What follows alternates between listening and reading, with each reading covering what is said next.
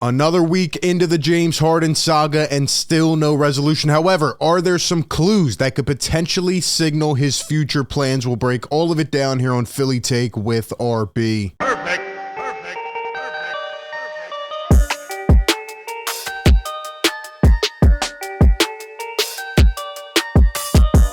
What is going on, everybody? RB here. Welcome into the show. Like always, hit the like button if you enjoy the content. Be sure to subscribe and as always, ring that bell down below. That way you don't miss any of the coverage. Today we are back. We're officially back from vacation, locked in. As you can tell, probably a little extra sunburn on the nose. I was enjoying myself getting away from this team for a little bit, just, relaxing, thinking, and, not a lot happened during the week, but there were some interesting content pieces put out. We'll react to those. We'll analyze. Still really no resolution. I'm wondering what is going to happen. August is usually a dead month for the NBA, but we have a lot of exciting things coming up, so we'll break it all down. And then, training camp will come before you know. It's right around the corner. And I want to know from the people down below in the comment section, genuinely, do you want James Harden on the Philadelphia 76ers? Do you think he should report to training camp? Will that give this team the best chance? Give me all your thoughts down below in the comments section. Before we jump right into everything, shout out to our sponsor of today's video, BetterHelp. BetterHelp is the world's largest online therapy service, and I'm sure anybody out there listening right now has either been through or knows somebody who has been through a mental health experience. Obviously very scary, and I've definitely gone through some tough situations before where I could have used something just like this, right? I wasn't feeling well. Sometimes you need somebody to nudge you, right? Kind of push you out there to go get some help. But I never knew about such an easily accessible outlet like BetterHelp, and their mission is to make therapy more affordable, and it makes finding a therapist much easier because it's 100% online and remote. So all you have to do is answer a few questions about your therapy needs, and then within a few days, BetterHelp can match you with a professional therapist. And then, you're linked to your therapist. You can talk to them via text, chat, phone call, video call, and you can message them at any time. And if your therapist is not the right fit for any reason, you can even switch to a new therapist without having to worry about all the extra things like insurance and everything else. So if you are struggling out there, or somebody who is struggling, consider getting online therapy with BetterHelp and get 10% off of your first month by clicking the link down below in the description or by going to betterhelp.com/PhillyTake. All right, man, let's jump right into it. So what happened while RB was gone, man, relaxing and out on the lake? Well, let's start off with this, man. Why not? Because I was laughing at this, right? People were hitting me up, and I predicted this. I said, once I go on vacation, expect, something ridiculous to happen. And Sixers insider Keith Pompey is proposing Joel Embiid to the New York Knicks. He says it, quote, absolutely could happen. Joel already owns a house up in New York.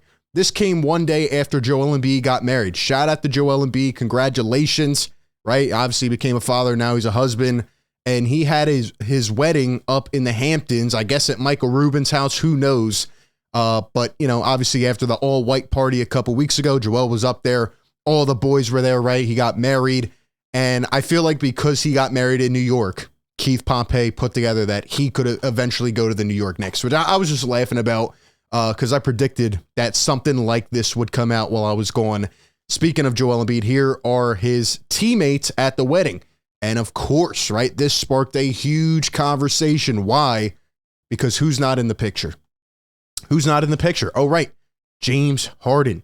There's George Niang, who's now a member of the Cavaliers, Tyrese Maxey, Tobias Harris, DeAnthony Melton, and there were a lot more pictures and videos that were surfacing around the internet. Joel Embiid was obviously having a great time, but where's James Harden? James Harden didn't show up to his boy's wedding. Doesn't mean anything at all. Doesn't mean anything at all. Let me know down below. In fact, they said he was partying. Here's what Tracy McGrady then had to say about James Harden's trade request. He says, quote, it doesn't make any sense to me to leave the MVP and the Eastern Conference, Joel Embiid, where you have a shot to at least play for a championship. So people started to speak out on this, right? After they kind of, see more of this developing. Obviously, it's been quiet on most fronts, and, we've gotten a few cryptic Instagram posts from James Harden, but then, Tracy McGrady puts this out. I agree. I've said all along, this makes the most sense, not only to try to win, but to also play your style of ball and to earn that next contract. So I'm a little confused on that. And here is actually, according to, sources and what people were posting, what James Harden was doing instead of going to Joel Embiid's wedding. And there's James Harden obviously grabbing 4 Trill burgers, and people were making a ruckus out of this. I'm sure he was grabbing some for other people, but they were saying that he's unserious, and this guy's handing out burgers. And guess who grabs a couple burgers at the end? Guess who it is? Boom. It's PJ Tucker with no shirt on. Couple girls down here, PJ no shirt on, couple chains, okay. So we got James Harden and PJ Tucker at this, I don't know, is this a concert, a rave, what is it? And not at Joel Embiid's wedding. Interesting. The 2 guys that are being rumored to potentially be in a trade. Once again, Joel Embiid's wedding. Boom. But anyway, this again sparked a huge conversation about James Harden, and here's what Harden posted last night. There was a huge fight going on last night, and Harden loves to take to social media. He loves this quote or saying uno, right? Just one of one. And here's what James Harden posted a couple days ago. He's been throwing these little subtle hints out in his Instagram posts and Twitter posts. And yes, I'm still calling it Twitter. But James Harden says, extras in my posture like I have something to prove. Okay. And then what was it? About a week or 2 ago, he put out a post saying, I don't want to feel, I've been comfortable for too long. It's time to get uncomfortable. It's time to not be 100% complacent. So I'm getting very much Ben Simmons vibes here in terms of the cryptic Instagram posts and, obviously the flashy pictures. And, it's an interesting situation. I'm sure right now, I'm very confident that Daryl Morey and James Harden's camp are having discussions, whether that is to try to come together to terms on some type of agreement or to just talk about how they can facilitate this trade. Again, when James Harden is unhappy, it doesn't seem like he wants to come back. It's a business, and the Sixers don't want to probably give him anything more than a 2-year deal, and he's probably very unhappy with that. However, there is a dilemma because around the league right now, there's still no, over-the-top support or any team diving over the ledge to go get James Harden, right? And it doesn't seem like there's a lot of interest given his age and injury history and, inability to come up big for the most part in the playoffs.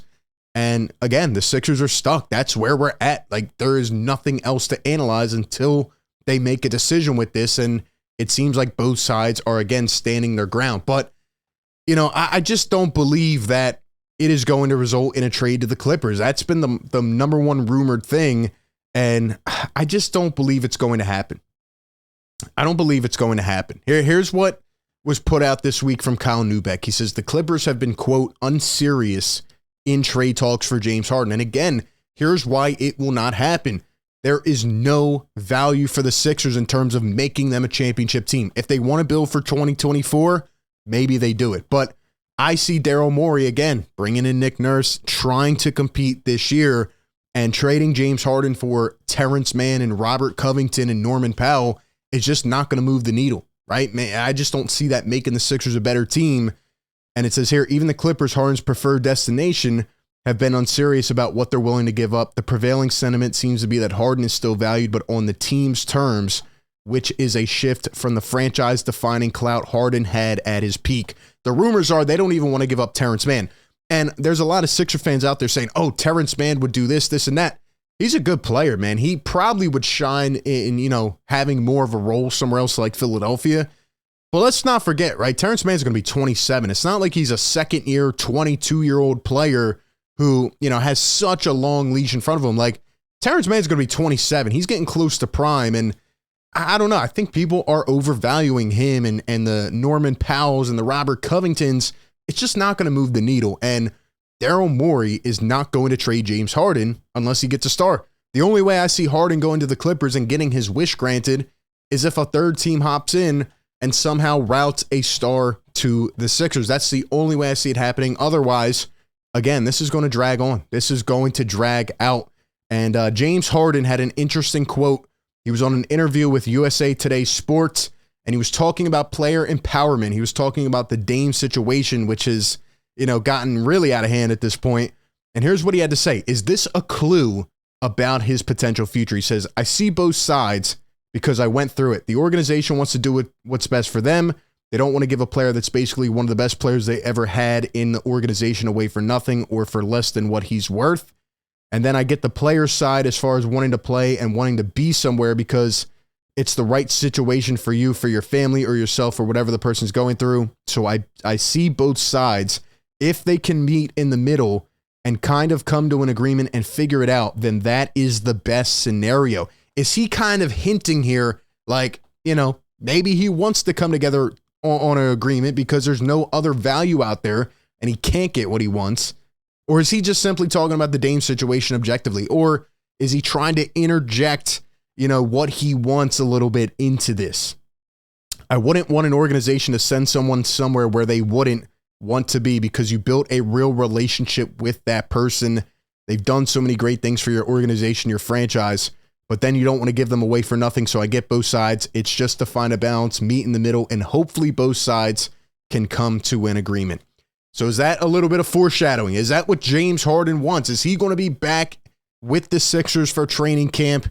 It could get ugly, man, but maybe James can change the narrative about himself. Come back, earn it, work hard, and forget about all the drama and come back.